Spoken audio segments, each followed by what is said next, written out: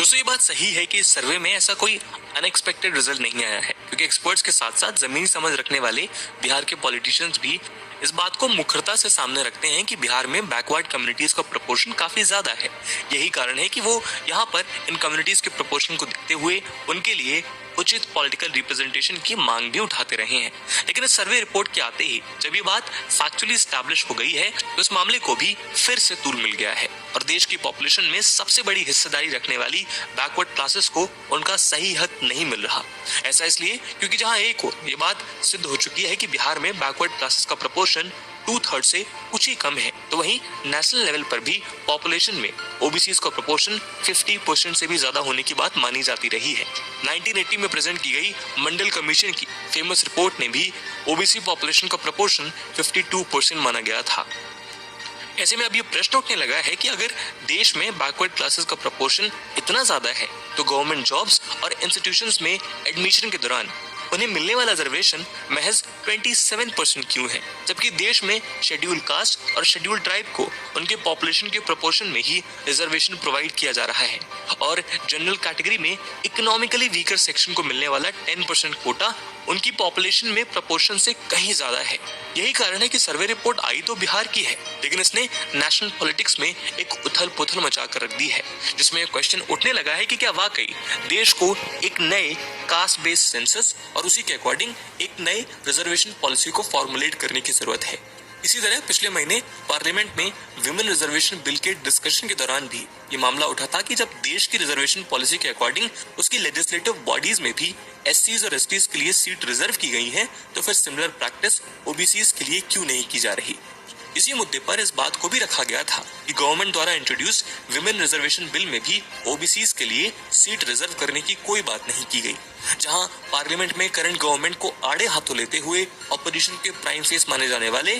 राहुल गांधी ने ये क्लेम किया था कि सेंट्रल लेवल पर गवर्नमेंट के 90 सेक्रेटरीज में से केवल 3 ही बैकवर्ड क्लासेस को बिलोंग करते हैं, जो कि इस कम्युनिटी के साथ अन्याय है। इसी के साथ ही देश के नेशनल पॉलिटिक्स में देश के मेन ऑपोजिशन ब्लॉक इंडिया ने जिसकी जितनी हिस्सेदारी उसकी उतनी भागीदारी की अपनी मांग रख दी है। मगर इस पॉलिटिकल डिबेट से हटकर अगर हम आंकड़ों पर गौर करें तो हम पाएंगे कि फिलहाल लोकसभा में कुल 543 सांसदों में से 42.7% सांसद जनरल हैं, जबकि 22% सांसद ओबीसी वर्ग के हैं।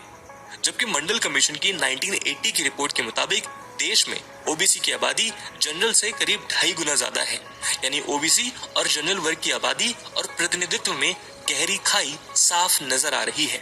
इसी तरह केंद्रीय मंत्री जितेंद्र सिंह ने 17 मार्च 2022 को राज्यसभा में केंद्रीय नौकरियों में जातियों के हिसाब से प्रतिनिधित्व को लेकर एक डेटा जारी किया था। इसके मुताबिक कुल 5.12 लाख नौकरियों में से 2.83 लाख नौकरियां जनरल के पास हैं, 1.03 लाख ओबीसी, करीब 90,000 एससी और करीब 34,000 एसटी वर्ग के पास है।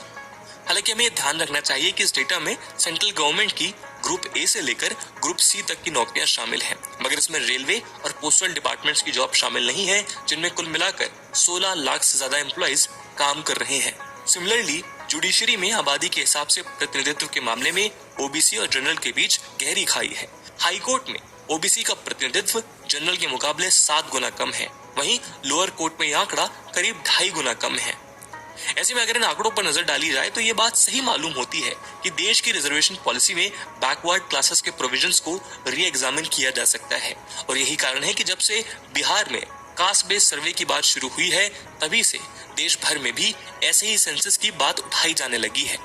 इस मांग से ये भी कयास लगाए जा रहे हैं कि हो सकता है कि आने वाले समय में जस्टिस रोहिणी कमीशन के अंडर प्रेजेंट किए गए ओबीसी के सब कैटेगराइजेशन की रिपोर्ट को पब्लिक करने की डिमांड और 1992 के Indira Sahni versus union of India के कास्ट बेस्ड रिजर्वेशन सीलिंग को मैक्सिमम 50% पे फिक्स कर देने के फैसले को रिव्यू करने को लेकर भी मांग उठती देखी जा सकती है। यही कारण है बीते कुछ समय से बिहार की तरह ही देश भर में कास्ट बेस्ड सेंसस की डिमांड की जा रही है, ताकि देश में कम्युनिटीज और क्लासेस के अकॉर्डिंग सही पिक्चर सामने आ सके। ऐसा करना इसलिए भी जरूरी है ताकि गवर्नमेंट को इफेक्टिवली और एफिशिएंटली रन करने के लिए सही पॉलिसीज बिल्ड करने में मदद मिले और किसी भी पॉलिसी को फ्रेम करने के लिए एक्चुअल डेटा और ग्राउंड रियलिटी पता होना रिक्वायर्ड है। मगर सोच कर देखिए, भारत के पास उसके अपने लोगों और अपनी कम्युनिटी से जुड़ा आखिरी अवेलेबल डेटा भी 1931 का यानी लगभग 100 साल पुराना है। ऐसे में यदि भारत जैसे विषमताओं से भरे देश में यदि हमें कॉन्स्टिट्यूशन में